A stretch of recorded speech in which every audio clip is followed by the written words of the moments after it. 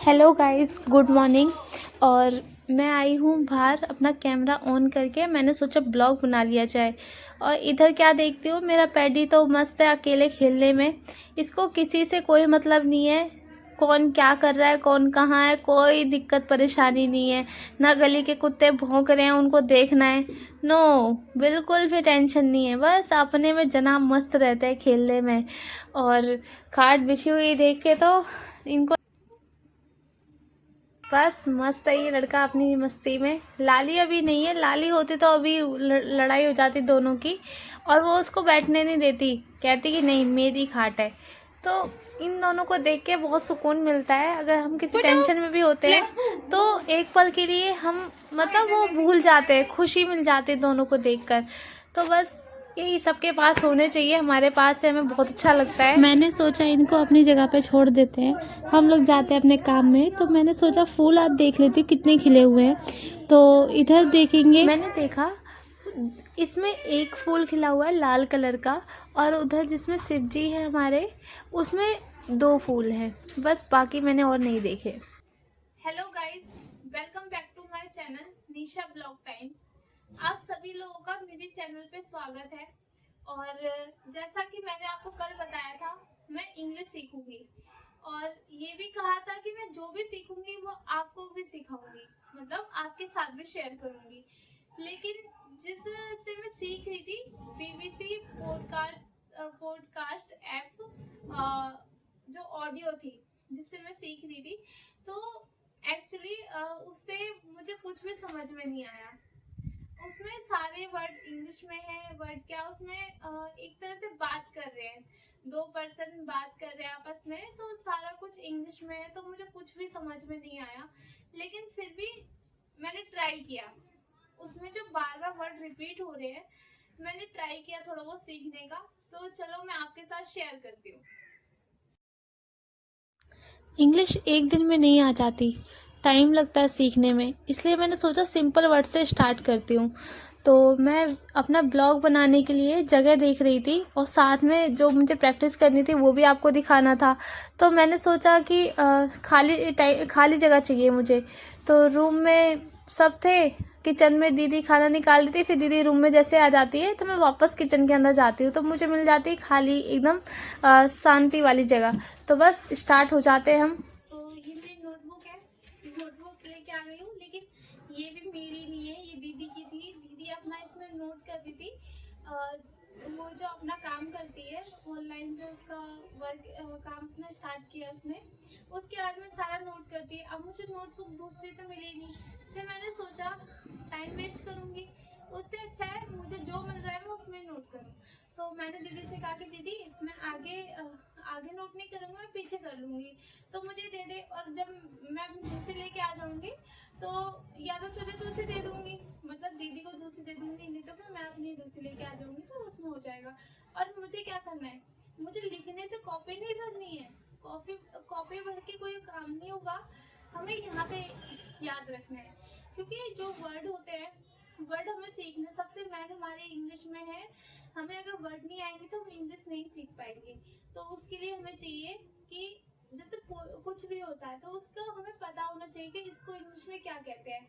जैसे 4 दिशाएं होती है हमारी, आपने भी सुना होगा, पूर्व पश्चिम उत्तर दक्षिण 4 होती हैं।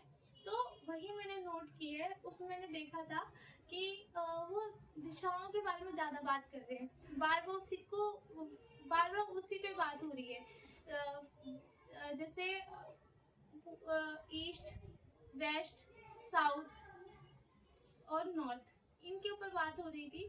तो मैंने उसी को नोट किया, फिर मैंने उसकी स्पेलिंग सर्च करी, और उसके बाद मैंने अपनी नोटबुक में इसको नोट कर लिया। क्योंकि ना अगर मैं नोट नहीं करूँगी तो मुझे याद नहीं होगा, तो मैंने किया। तो वही मैं आपके साथ शेयर करती हूँ। तो चलो देखते हैं कि जैसे ईस्ट, ईस्ट होता है हमारा पूर्व, तो इसकी स्पेलिंग हम जान लेंगे, EAST। ये ईस्ट है, ईस्ट मतलब पूरब, पूर्व होगा, ठीक है। और सेकंड हमारा आता है साउथ, SOUTH। साउथ मतलब हमारा होगा दक्षिण, दक्षिण दिशा हमारी।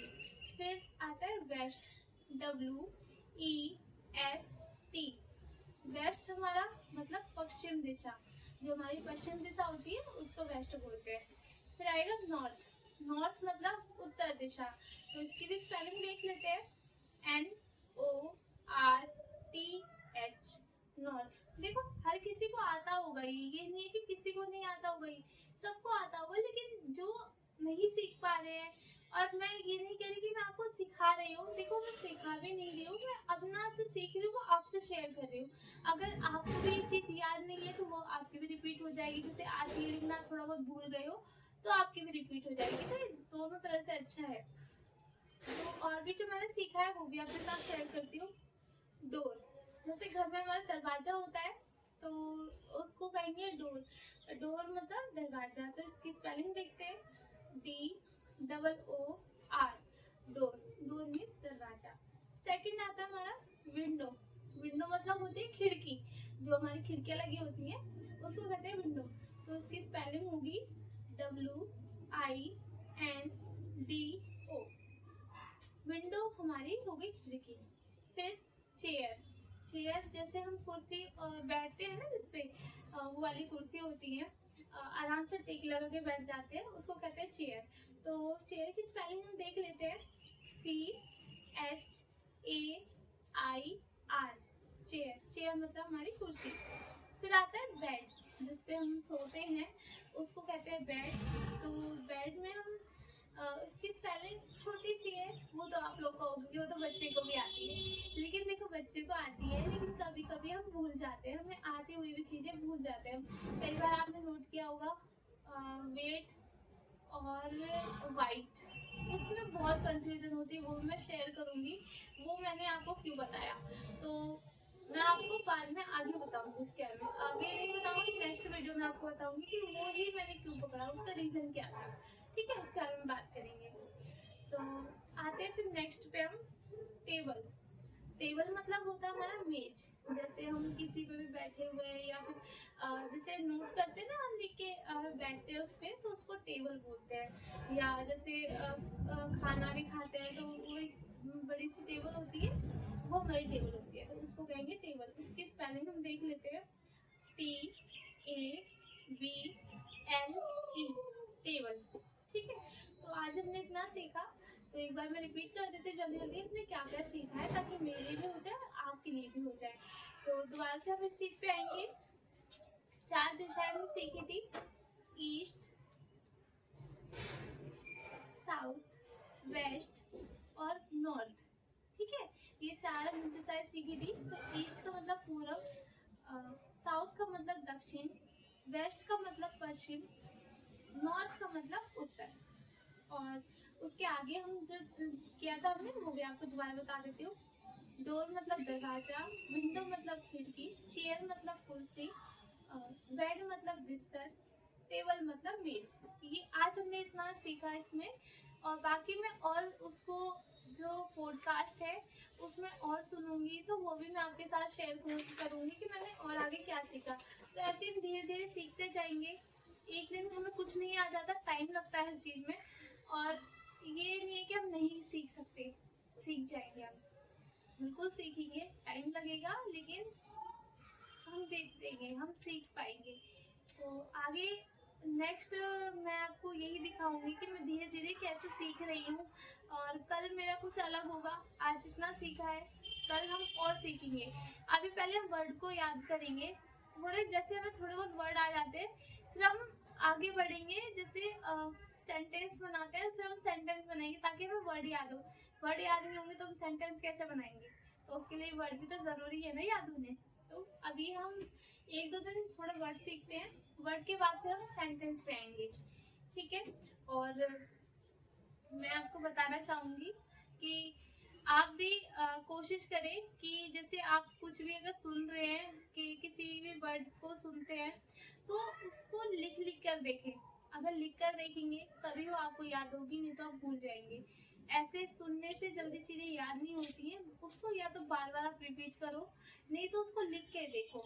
अगर लिख के हम नहीं देखते तो बिल्कुल भी याद नहीं होंगे। जरूरी नहीं है आप मेरा नोटबुक में लिखो, आप फोन में भी लिख सकते हो, कहीं पे भी लिख सकते हो आप, फोन फ़ोन में आप जैसे कि आपको क्या करना है, आजकल फ़ोन हर किसी के पास होते हैं, जिसके पास नहीं है उसके पास नोटबुक है, तो ईज़ी है। अगर आपके पास अपना फ़ोन नहीं है तो फैमिली में और फ़ोन होते हैं, उसमें भी आप लिख सकते हो। आपको याद करने के लिए तो लिखना है ना, तो घर में अगर फ़ोन रखा है, आप उस टाइम पे उस पे लिख लो और फिर आप उसको हटा सकते हो कि मतलब आपने हटा दी कि ये चीज़ आपको याद हो गई है। आप उसको बार-बार रिपीट करके लिखो, बार-बार लिखो उसको, आपको याद हो जाएगा, कोई दिक्कत नहीं है फिर। तो ऐसा कुछ नहीं है, तो चलते हैं नेक्स्ट हम देखते हैं कि और हमने क्या किया।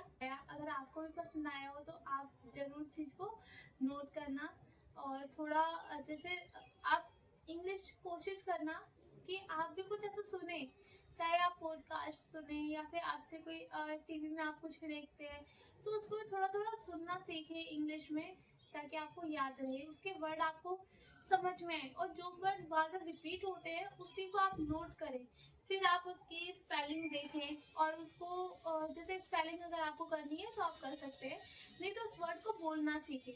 ऐसे धीरे-धीरे आएगी, ये ऐसा नहीं होता कि ग्रामर से आएगी, हम ग्रामर सीखें, टेंस सीखें, इसके बाद तो ऐसा कुछ नहीं है, हमें स्पीकिंग करनी है।